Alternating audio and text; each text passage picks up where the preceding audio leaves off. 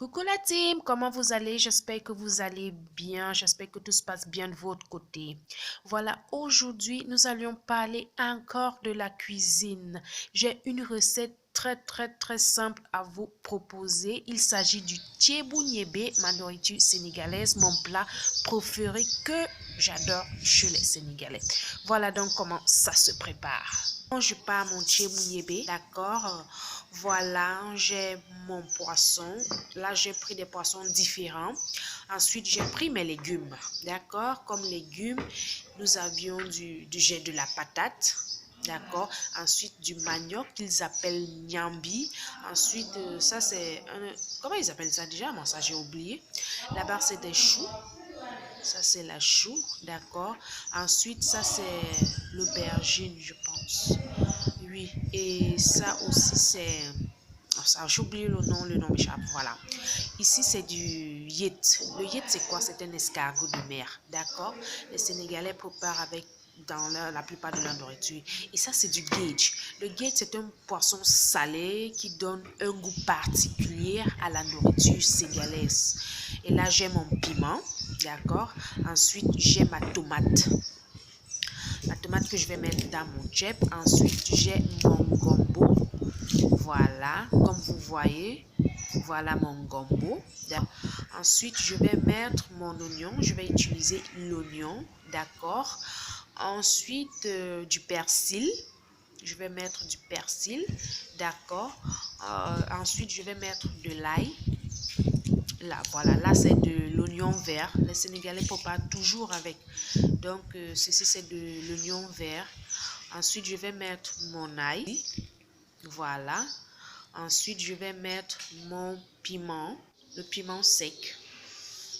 Voilà mon piment sec que je vais mettre.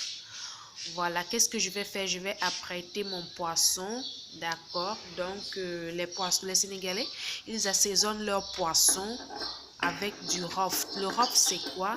C'est un mélange de persil, ail, oignon, un peu de chou et de piment, d'accord, qu'ils vont mettre à l'intérieur du poisson pour que ça donne encore un goût plus sucré et plus juteux dans son. Voilà donc mon roft, c'est ce que les Sénégalais appellent roft.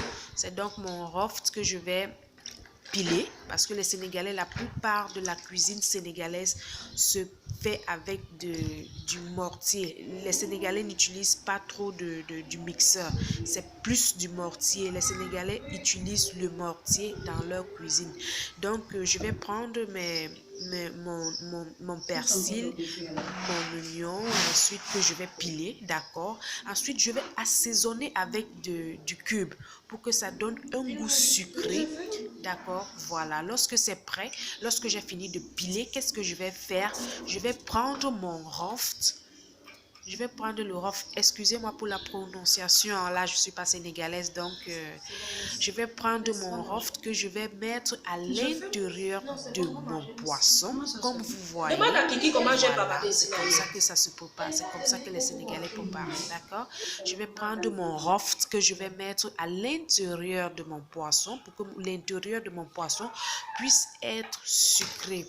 Voilà, lorsque c'est prêt, vous voyez, j'ai mis du roft à l'intérieur. Je vais apprêter mes légumes. D'accord? Comme vous voyez, j'ai là apprêté aussi mes légumes. Voilà, je vais prendre maintenant mon poisson que je vais frire. D'accord? Je vais frire mon poisson comme vous voyez. D'accord? Voilà, le poisson que je vais frire, c'est vrai que j'ai pris tout genre de poisson parce que ça donne vraiment du bon goût à la nourriture. Voilà mon poisson que je vais faire frire, d'accord. Voilà, comme ceci. Voilà, lorsque c'est prêt, lorsque j'ai fini de faire frire le poisson, je vais prendre mes oignons que je vais verser dans mon huile, d'accord. Voilà, lorsque mes oignons vont changer de couleur, parce que je veux que mes oignons puissent avoir une couleur dorée, d'accord. Lorsque c'est doré, je vais verser ma tomate. Ça dépend de vous. Vous pouvez utiliser de la tomate en fruits ou bien de la tomate en boîte. Moi, j'ai pris de la tomate en fruits parce que j'aime pas trop la tomate en boîte, d'accord. Ensuite, je vais verser de l'eau, d'accord. Lorsque j'ai versé de l'eau, je vais mettre mes légumes dans la marmite. D'accord, mes amours? Voilà, je vais prendre mes légumes que voici. Mon manioc, ma patate, aubergine, etc. que je vais mettre dans ma marmite. Ensuite, je vais prendre mon gauge. Le gauge, c'est ce poisson sec qui donne un goût particulier à la nourriture sénégalaise. Voilà. Lorsque c'est prêt, je vais fermer ma marmite. Ensuite, je vais apprêter mon riz. D'accord? Je vais prendre mon riz que je vais apprêter. Les Sénégalais, quand ils préparent leur riz, qu'ils appellent yankata, ils mettent ça dans la passoire. D'accord? Pour que ça puisse avoir une autre saveur. D'accord?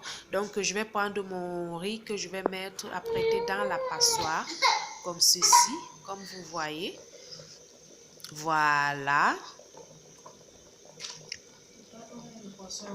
Voilà mon riz que je suis en train d'apprêter.